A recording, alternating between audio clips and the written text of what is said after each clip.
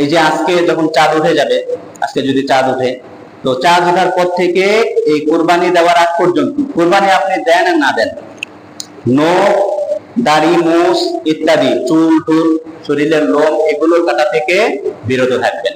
এগুলো কাটা যাবে না। বিশেষ করে যারা কোরবানি দিবেন, হাদিসে আসছে রাসূল করিম সাল্লাল্লাহু আলাইহি ওয়াসাল্লাম বলেছেন, ইদা রাআইতুম হিলালা যিল হজ্জা, যখন তোমরা জিলহজের চাঁদ দেখবে, ওয়া আরাদা আহাদুকুম ইউযাহি, আর কোরবানি দেওয়ার ইচ্ছা করবে, কোরবানি দেওয়ার নিয়ত করবে, ফালইউমসিক আন আসফারিহি ওয়া শা'রিহি, তো তোমার চুল, দাড়ি, নখ এগুলো কাটা থেকে বিরত থাকো, এই 10 দিন আর কাটবে না।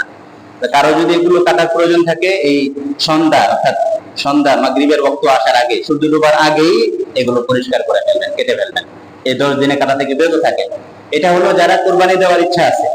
আরেকটা হাদিস বলতেছে, সেখানে আল্লাহ রাসূল সাল্লাল্লাহু আলাইহি ওয়াসাল্লামকে এক সাহাবী, গরীব সাহাবী, উনি বললেন, ইয়া রাসূলুল্লাহ, আমার তো একটা গাভী আছে, সেটা দুধের গাভী, দুধ দেয়, তা আমার তো এছাড়া আর কিছু নাই, তো আমি কি করবো, এটাই কোরবানি দিব? আল্লাহ রাসূল বললেন যে না, দুধের যে গাভী আছে এটারে কোরবানি দেওয়ার দরকার নেই, এটা দেওয়ার দরকার নেই, ছাড়, তুমি কি করো, তোমার এই চুল, নখ, দাড়ি এগুলি কোরবানির দিন আসার আগ পর্যন্ত এগুলো কাটবে না। কোরবানির দিন এগুলো কাটবে, আল্লাহ তাআলা তোমার আমল নামায় একটা কোরবানির সওয়াব দিয়ে দিবেন। আরে যাদের কোরবানি করার এবিলিটি নাই, দেখেন আল্লাহ তাআলা কত দয়ালু, আল্লাহ রাসূল কত দয়ালু আমাদের প্রতি। এবিলিটি নাই, সওয়াব থেকে মাহরুম হবে, আমার টাকা নাই, আল্লাহ আমি এত বড় সওয়াব থেকে মাহরুম হয়ে যাব, বঞ্চিত হয়ে যাব, ধনী মানুষগুলো সওয়াব পাবে, আমি পাবো না, আফসোস না?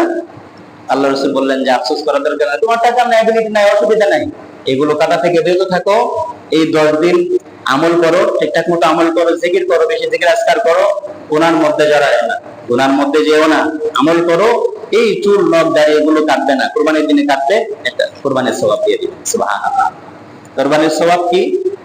হাদিসে আসছে রাসূল করিম সাল্লাল্লাহু আলাইহি ওয়াসাল্লাম বলছেন যে কিয়ামতের ময়দানে রাসূল করিম সাল্লাল্লাহু আলাইহি ওয়াসাল্লামকে যখন সাহাবায়ে কিরাম জিজ্ঞেস করলেন, মা হাযিহিল উযহি ইয়া রাসূলুল্লাহ, ক্বালা সুন্নাতু আবিকুম ইব্রাহিম, ক্বালু ফামা লানা ফিহা ইয়া রাসূলুল্লাহ, ক্বালা বিকুল্লি শা'রাতিন হাসানা। আল্লাহ রাসূলকে সাহাবায়ে কিরাম বললেন, ইয়া রাসূলুল্লাহ, কুরবানি কি জিনিস? উনি বললেন, তোমাদের পিতা ইব্রাহিমের সুন্নাত। আবার বললেন যে এটা করলে আমাদের কি লাভ হবে, কি সওয়াব পাবো? উনি বললেন যে প্রত্যেকটা লোমের বিনিময়ে একটা করে নেকি তোমার আমলনামায় লিখে দেওয়া হবে। সুবহানাল্লাহ। প্রত্যেকটা লোমের বিনিময়ে, পশুর গায়ে যত লোম আছে, এবার গোনেন কতগুলো আছে, যতগুলো পশম আছে, গোনা সম্ভব? সম্ভব না, মানে অগণিত সওয়াব আল্লাহ তাআলা দিবেন। আয়েশা সিদ্দিকা রাদিয়াল্লাহু তাআলা আনহা থেকে বর্ণিত, উনি বলছেন যে কোরবানির এই দিনে আল্লাহর কাছে সবচেয়ে প্রিয় আমল হলো কোরবানি। এর চেয়ে কোরবানির দিনে কোরবানি করার চেয়ে প্রিয় আমল আর কিছু নেই।